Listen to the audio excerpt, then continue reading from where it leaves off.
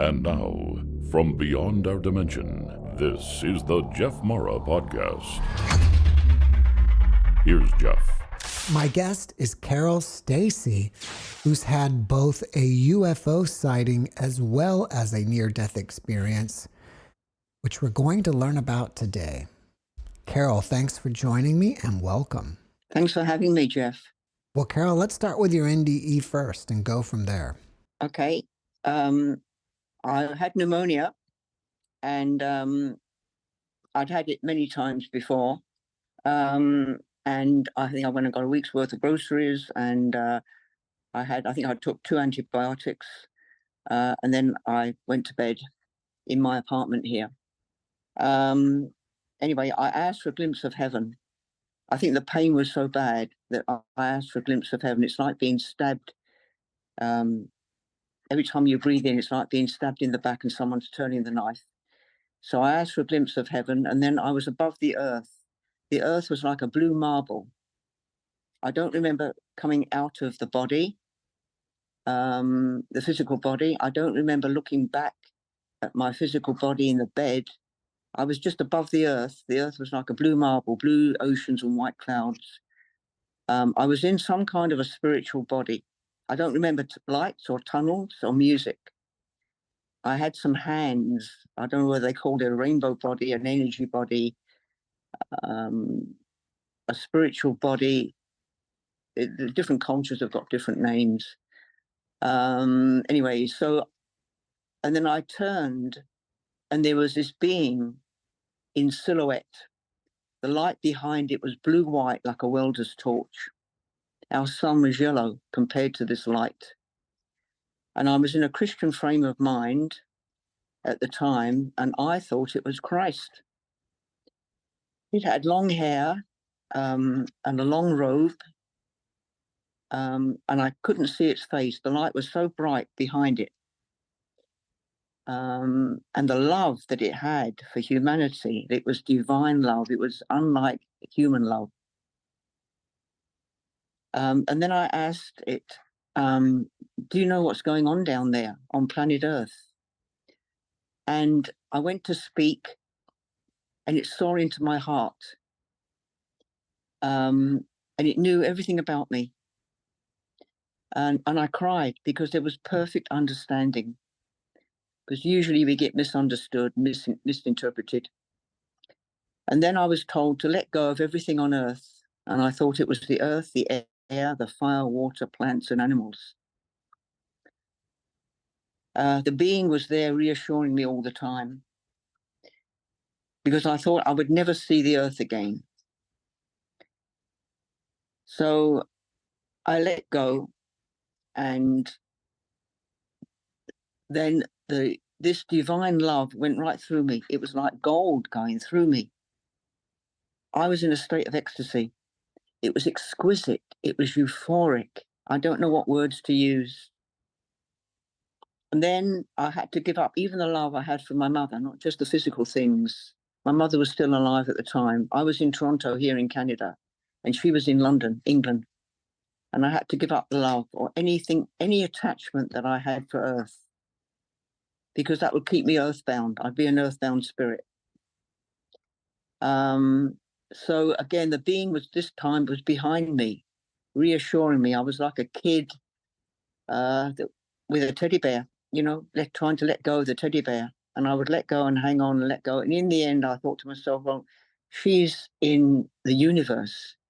She's in God, whatever that is. So I let go. And again, this state of ecstasy, and I realized how starved we are on Earth. I couldn't get enough of it. But I think they call it falling in the spirit or something, or being drunk in the spirit. I think, the evangelistic church, the Holy Spirit or whatever. And then I stood alone. It was terrifying. It was like I was God. There was no one to go to. I was it. And then, because we've all got someone to go to. We got the neighbor, family, a neighbor, the hospital, someone we can go to. But God doesn't have anybody to go to. Anyway, so then I wasn't me anymore. I wasn't Carole Stacey. I was consciousness. I realized I was consciousness in a body, that everything is consciousness at different frequencies and vibrations.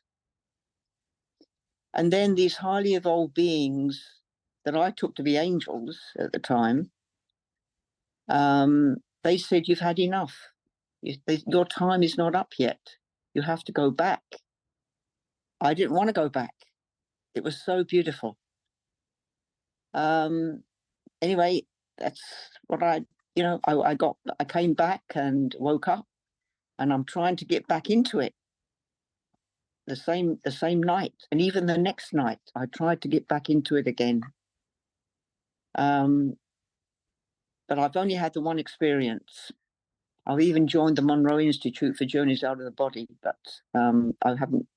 I think I haven't practiced it. I've been involved in other things, so I haven't practiced enough. But so that's my near-death experience. So I've got no fear of death now. You said that you thought it was Christ earlier. Yeah, it would show itself. Yeah, I think what I've read now, it will show itself to whatever you're familiar with. It doesn't want to frighten you. Okay, so what? if I was Buddhist, Buddha, or I would see the Buddha. If I was Islamic, I would see Muhammad, I guess, or Allah. So what do you think it was then? I really don't know to this day. I know it's my higher self. Or I took it to be a highly evolved being. There's other beings out there. We're not the only ones on Earth here. So it's some highly evolved being. I know it's a guardian angel, what they call a guardian angel, or in India, I know my mother had a guide. He used to appear and disappear. He had a turban. I really don't know. When you were all by yourself, were you in like complete darkness or blackness, or were you still like in the light? That's a good question, Jeff. No one's ever asked me that before.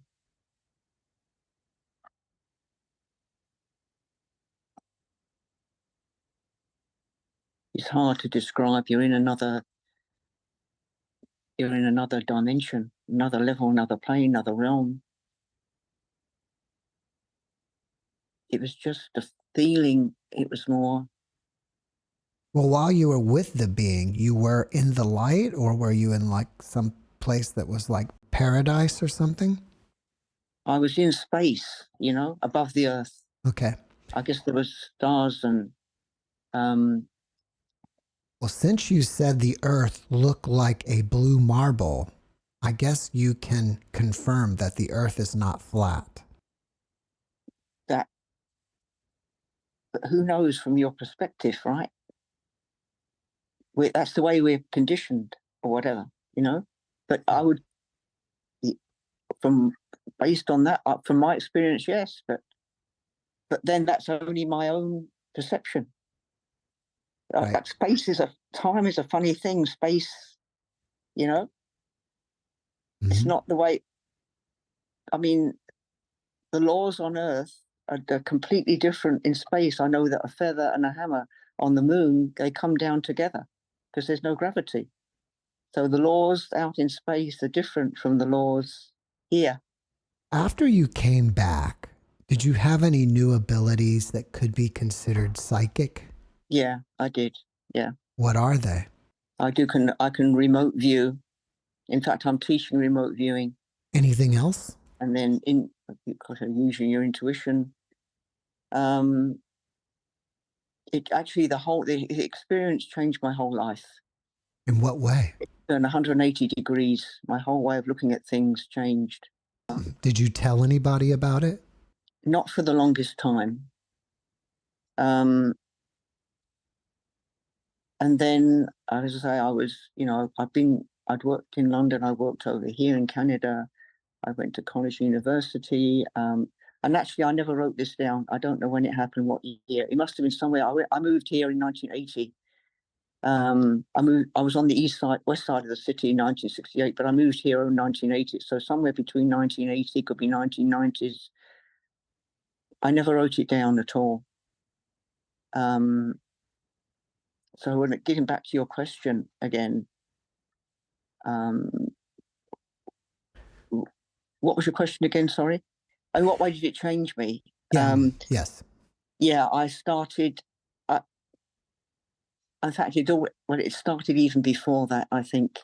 I mean, I come from Celtic background, and Celts are psychic. My great grandmother was very psychic. People used to come to her for advice, but it just enhanced, I think. When my father died, I was 11, and I said to my mother, "There is no God. How could a God take my father when I'm 11 years old?" And she said, "When hard times come, you'll have nothing to fall back on." And she was seeing this Indian guy, that used to appear and disappear in front of her, but she never told me about it. We were raised in the Methodist religion, but I left the religion when I was 11, and I said to my mother, "The scientists have got the answer." But anyway, I was playing. This may lead into the UFO section. Okay. I was playing badminton with my cousin. Yeah, I was 11. Dad died. This was 1956 in London, England, and my cousin was 5 years older. And I don't know how my grandmother did it. Most of the family lived next door, in apartments. So my cousin John was 5 years older than me, and he was told to keep an eye on me, to look after me. Anyway, we were playing badminton over the garden wall, and he hit the birdie. It went up on the roof, and he couldn't find it. He couldn't get it, so he had to go up in the apartment to get a new birdie.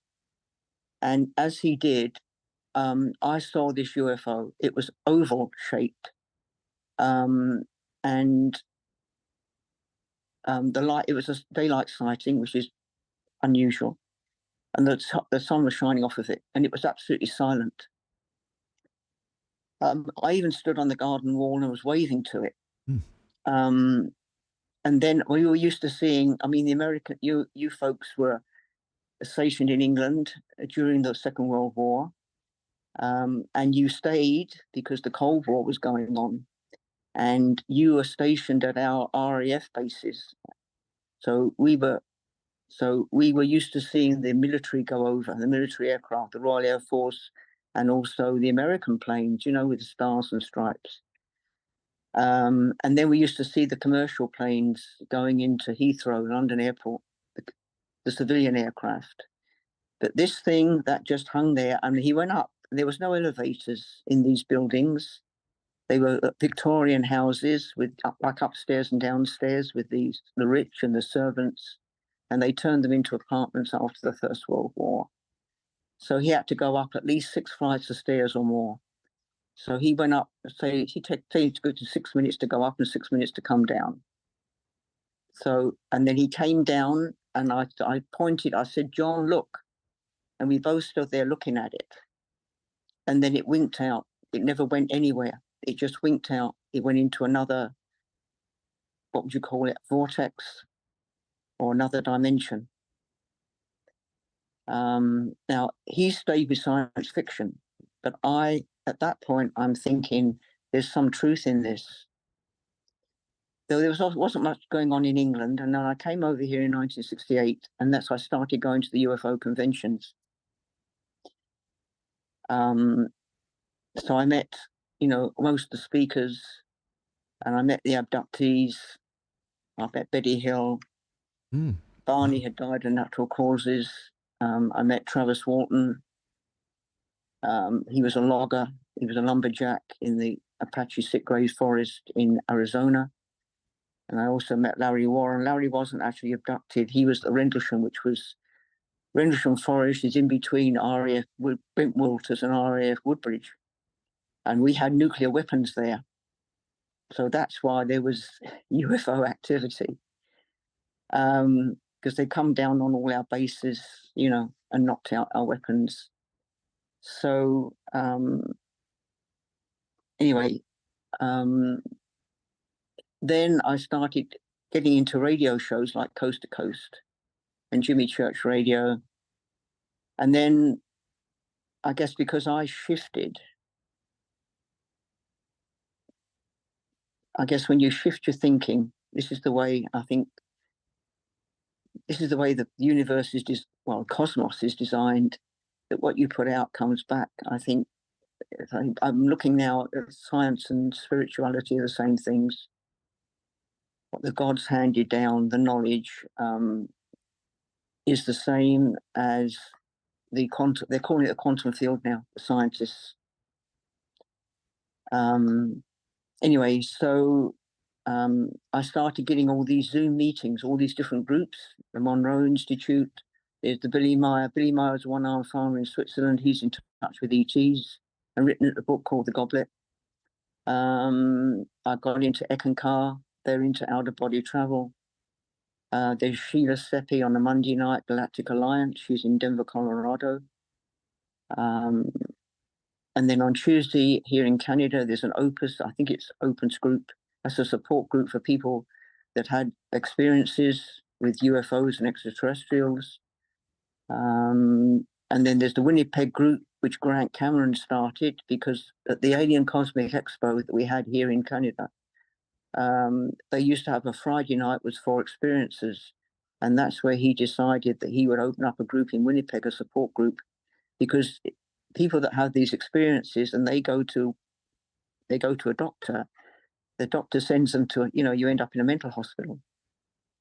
And also there was Hildegard as well. She was at the Alien Cosmic Expo and Grant told her to open up a Toronto group. So I used to go to that, right? And now I belong to the Knowledge Book. There's a woman in Turkey. She's 101. She's in touch with extraterrestrials. I think she's been taken on board, and she wrote it down in the Knowledge Book. And they're telling her when the knowledge was handed down by the gods, which I follow Eric von Däniken, like, the gods are the extraterrestrials. We're other beings out there. They explain we got the love of God or love of something higher than us. But we didn't get the knowledge back then, thousands of years ago. But now we're getting the knowledge, and it's the quantum. The scientists call it the quantum field. This is how God designed the atoms and the subatomic particles and the quarks and the quarks, the strong force, the weak force. And in the Knowledge Book, it tells us the ETs dictated to her, and she wrote it down, how the whole cosmos was created, and how they created us. The Garden of Eden is like a laboratory. And how Adam was created and Eve. And what they want us to do is to become our genuine selves. They want us to get past our conditioning and our brainwashing and our socialization. They want us to stop warring and stop playing around with nuclear weapons and stop destroying the environment. And each and every one of us has to shift. This is the next step for humanity. So we have to update our programming. We're like little computers. We have to update the programming. Each and every one of us, to shift the consciousness. And then I got into David Hawkins. He's written a book called Power versus Force and Transcending Levels of Consciousness. And he was knighted by the Danish court for calibrating, the consciousness. I think he used kinesiology. And he starts with shame and despair and guilt and hate and anger and apathy and fear and pride and desire. And then it shifts. I think what my understanding now at the moment is that it looks like the whole world is going through this, that we have to go through these negative experiences, maybe even repeat them if we don't graduate. I think or maybe we can't take the truth all in one go. So we have to incarnate. We have to have different lifetimes with different experiences, and it's experiences that does it. You can't just read about it. So then it shifts from the negative. So maybe we need the negative to appreciate the positive, though in a way that's not a satisfactory answer for me. Why all terrible suffering on the earth? Anyway, so then we shift. You go from David Hawkins says that we shift to positive. So it shifts to courage and willingness, acceptance and reasoning and love and unconditional love and joy and ecstasy without drugs when you meditate. Then comes peace, bliss, illumination, self-realization. You realize your consciousness in a body. And then comes enlightenment. It was only for the saints and the gurus. So seeing on these Zoom meetings, seeing these speakers, present and conduct their presentations, whatever, I thought, well, I can do that. So I started to teach remote viewing and transcending levels of consciousness and the history of UFOs and my near death. Have you had any other UFO or ET contact? After I saw this UFO, after my cousin and I saw this UFO in England, there were strange things happening. I had dreams, what I thought was dreams, about being on a slab at Stonehenge. And they were trying to get into my mind, and I was screaming for Jesus Christ. And I was actually struggling with entities. They were maybe like little greys. Physically, pushing, pushing against them, right, with all my strength. And then when I left England, when I immigrated to Canada, that stopped. And then this is where I had this, coming back to this near-death experience. I think what happened was that they shifted my consciousness.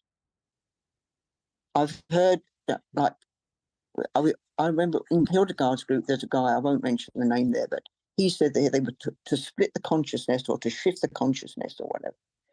They tortured him, and then he was taught to fly UFOs. This is the same as Randy Kramer. I've heard a lot of people say that they thought it was torture. But it does something, it splits. I don't know what it does. It shifts the consciousness.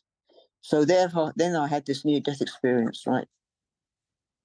And then, as I say, the radio, I listened to Coast to Coast. That's how I heard about remote viewing.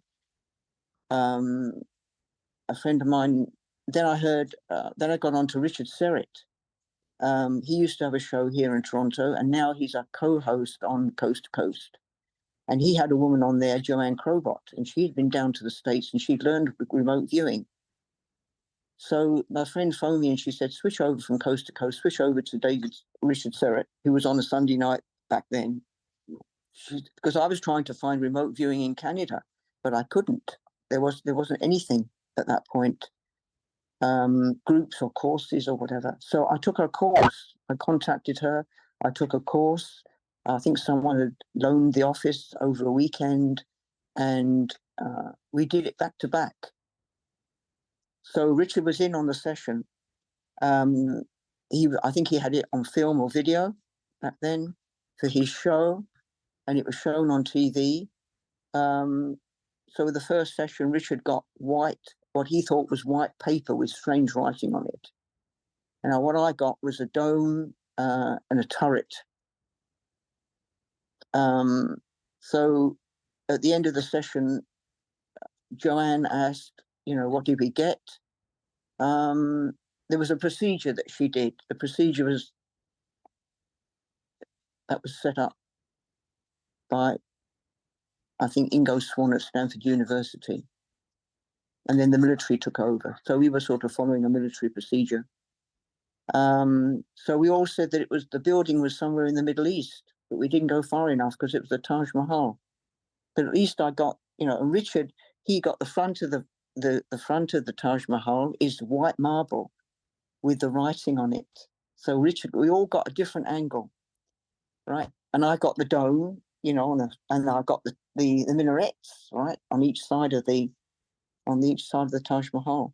So we all got a different angle of it. Do you ever participate in CE5 events? I've seen them, but I haven't done it.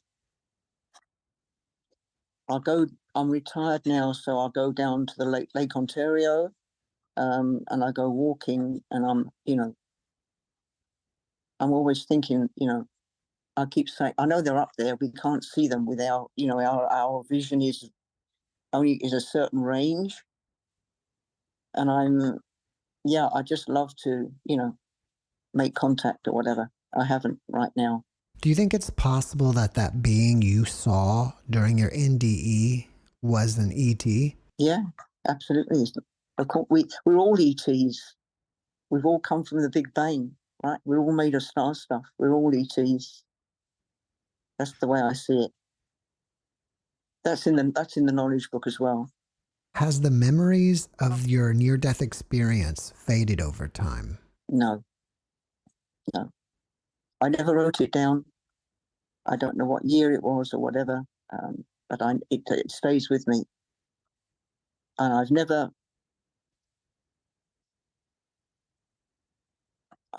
When I came over here, I was a bit of green as grass kind of thing. I knew a bit about Canada, the Plains of Abraham, and we knew about bits of the British Empire, which became the Commonwealth. But I thought I'd come over and I thought I'd marry a Mountie, and I thought I'd live in a log cabin and eat moose and have maple sugar. So things didn't work out, right? So I was suicidal. The guy I was with became abusive, and he was critical. It was critical thinking, destructive thinking, destructive criticism, not constructive criticism. And I got, because I didn't have any belief. I didn't believe in God. And my mother was right. She said, when hard times come, you'll have nothing to fall back on. So I became suicidal. And thank God there was a friend of his mother, and she'd lost her husband. She'd had a spiritual experience, or whatever they call it, awakening or change in consciousness. And back then, the only place she could go was AA, because they talked about the higher power. And then she met her husband. And then they joined the Masons. He was in the Masons. She was in the Eastern Star, which is the women's equivalent of the Masons, right? I've heard that it's corrupt. I don't know. Or back then, but anyway, she had spiritual knowledge. So I had the car, she couldn't drive, and she took me to temples and churches and synagogues and philosophical meetings and psychological meetings. And she said, don't stay with one organization, Carole, you'll get tunnel vision. So now with the knowledge book, what I've got science and spirituality. They're the same thing. Right. So I was, in a way, when I was a teenager, I said to my mother, the scientists have got the answer, right? But I'd say this knowledge book for me right now it really captures, out of all my groups, it really captures, the whole thing. They put everything together. They were the ones that handed down the information in the first place, right? It explains so much. You've been to Stonehenge, you've been to Egypt, Chichen Itza. After being there, do you feel like ETs helped build those places? Absolutely. Jeff, good, excellent question. I've been inside the King's Chamber. There is no way. You see the size of the stones, the stone blocks. There's no way that they could. They've tried to drag, they've tried to do it. They've tried to drag it, on sleds with ropes, and no. This was way before. This was way before, even before Atlantis, when the Earth was formed, and with the Big Bang, and the Earth was formed. Right. In the knowledge book, they talk about the Atlanteans were, very advanced. They must have had levitation. I've even heard of Tibetan monks where the sound can make something to start vibrating and lifting up. What about Stonehenge? I think the same thing. I think all the places around the world, Chichen Itza, Göbekli Tepe,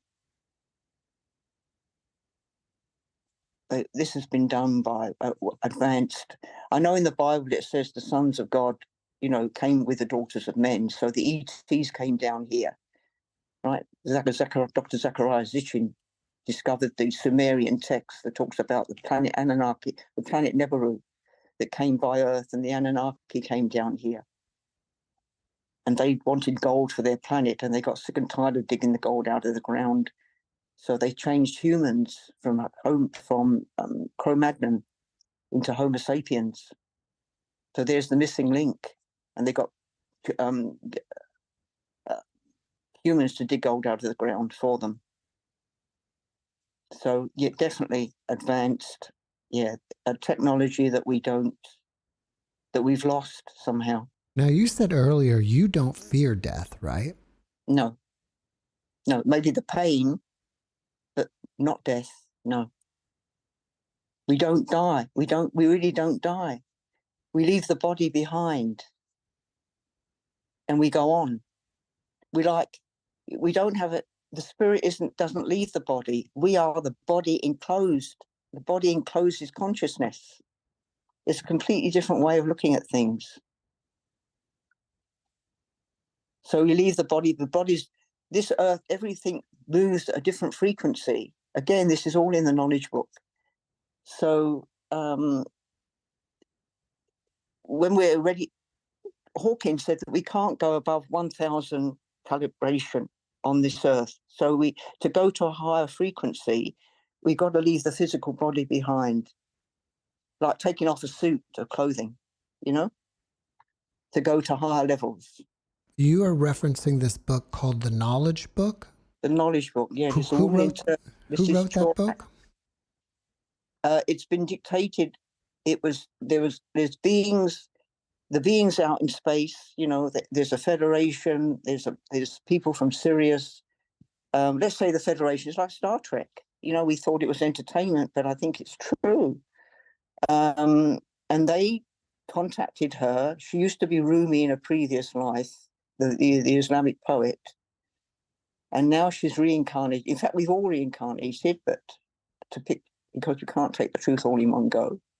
So they contacted her, and it started with automatic writing. And I think that she's been beamed up, and they've taken her on board a craft, and then they dictated to her, and she wrote it down in the knowledge book.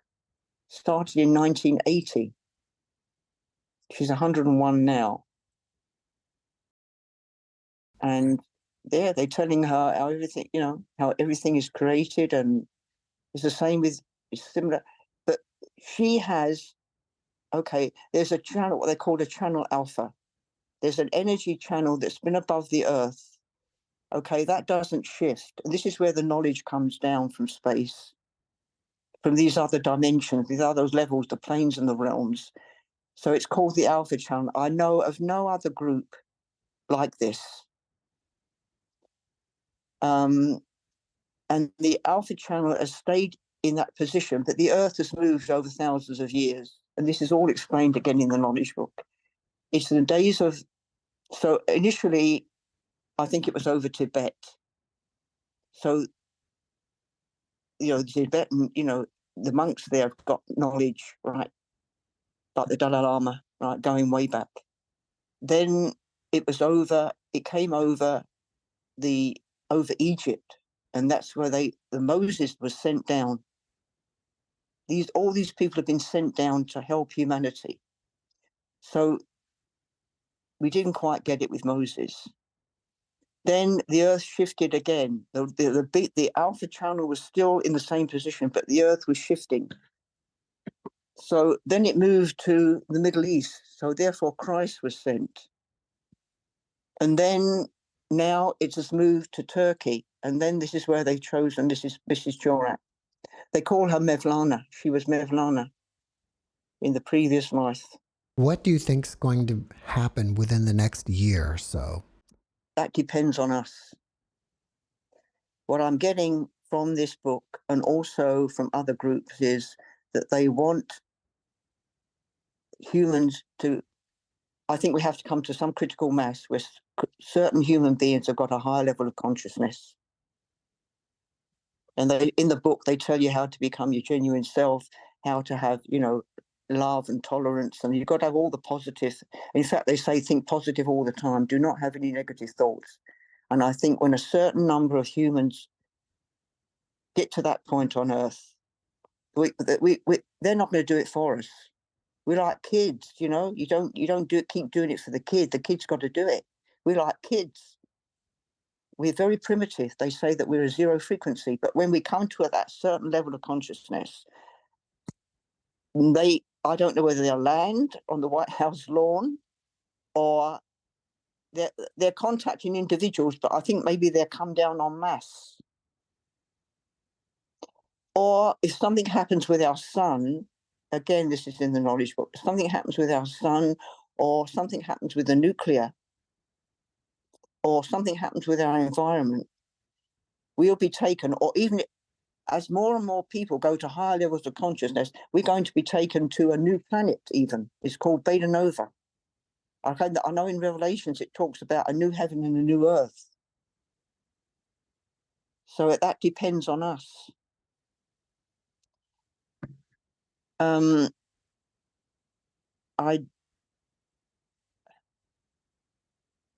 With the nuclear thing, I got into this UFO stuff. So after seeing the UFO and coming over here and going to all the conventions and that, and what I found out is that these beings, especially, they've been around, they made us, they've been around before us, right? Some of them are here on Earth, they're underground or whatever, or they're living amongst us. We don't even know. There's the prime directive is that they shouldn't interfere. That maybe they're on the wings and they can help us there. I don't know. But I do know that, as I say, with these UFOs, we used to be flying saucers, and now it's the UFOs. Now they're called UAPs, unidentified aerial phenomena, underwater phenomena. They've come down on every nuclear base on Earth, especially when we exploded, with Oppenheimer. We exploded the hydrogen bomb, the atomic bomb, and then the hydrogen bomb, and all those explosions going on.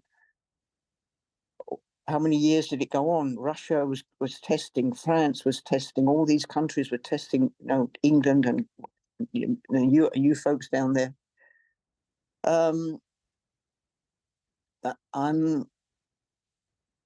wondering if we do nuke, will they come? Because they never came for Hiroshima. They never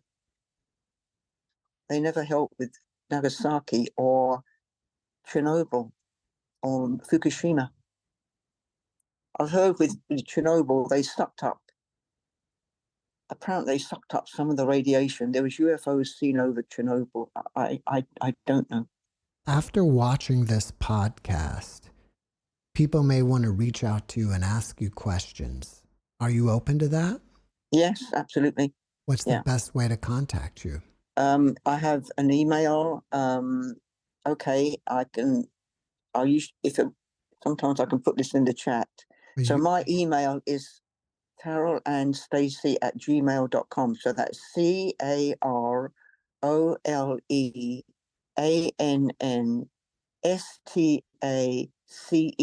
It's all one word at Gmail, GMAIL.com. COM. I believe on your website you have presentations, right? I do, yes. What's the name of your website? It's called Higher Consciousness, and it's spelled HIRE, consciousness. What's the web address? It's on WordPress. Yeah, Higher Consciousness, yeah. Right. And that is my main focus, is to raise the level of consciousness on this planet. I see, especially here in North America, I think Mother Teresa was correct that we are materially rich, or some of us, right? Or there's an emphasis on materialism, let's put it that way, because I see poverty here in North America, everywhere. But Mother Teresa was right. She said the West is materially rich, but they're spiritually bankrupt. And people are ridiculing religion. Now, religion is a good start. In the knowledge book, it said the religion gave us the love of something higher than ourselves. To think of something, there's nothing higher than us, I think that's very egotistical.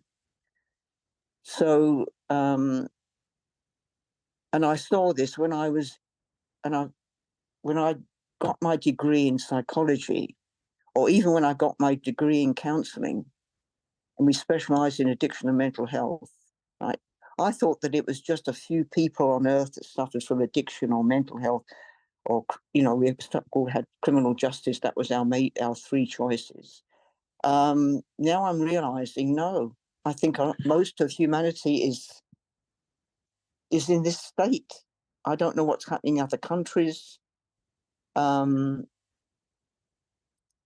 in my own life, I've seen, I've seen sex addiction and alcohol addiction and drug addiction and heroin and cocaine and fentanyl and hoarding addiction.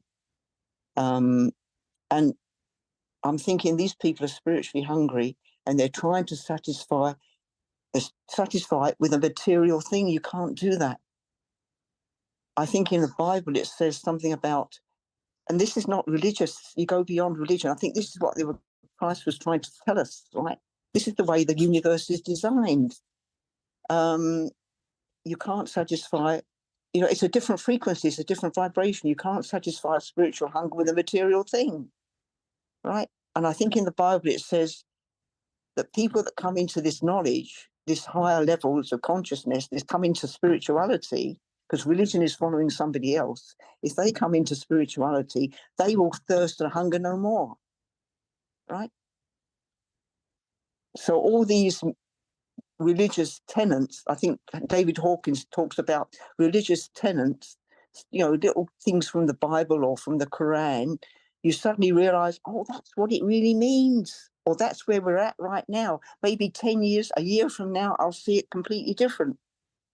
Because I'm evolving. Humans are evolving. We're going to higher and higher levels. I think, what did I mention Yogananda? And even in the knowledge book, it said that we will be able to create universes. Maybe we're creating already. We're co-creators. Because you can look at the trees and the grass and whatever. That's nature, made by God. It must have been an intelligence. But then you look at buildings, you look at houses and what goes in the house. Everything was originally a human idea. So we're already creating mini universes, kind of thing. This is what we're capable of. Carole, before we finish up, can you leave us with one last positive message? It would be, everything is consciousness at different frequencies and vibrations, I think, I would say. Carole, thank you for your message, and thank you for being my guest. And thank you for having me, Jeff. It's been a joy. It's been a real pleasure. I deeply appreciate it. Thank you so much from the bottom of my heart. Thank you. And good luck. Thank You've you. done so well. Right, I'm proud of you, Jeff. Thank you.